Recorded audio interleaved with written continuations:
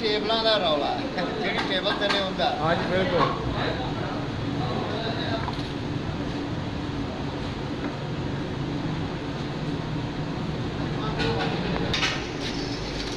ਉਧਰ ਹੋ ਭਾਜੀ ਨਾਲ ਉਧਰ ਹੋ ਦਫਾ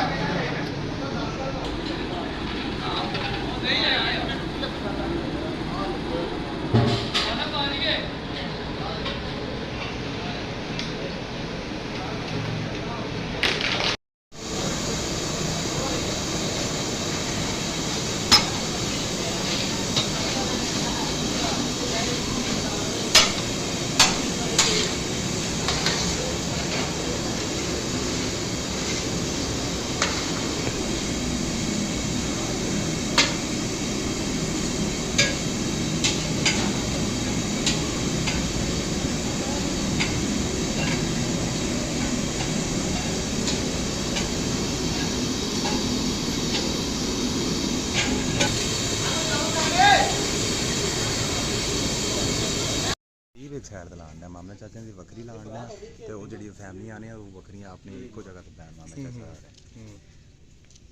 दो घर साढ़ा इतने लगना तो साढ़े दसे ना एक कुर्सी ला के जो 50 हो गए उस साइड ला के ना कर हाँ बिल्कुल हाँ जी उदो खोल जाए ठीक हो गया सोफा लाओगे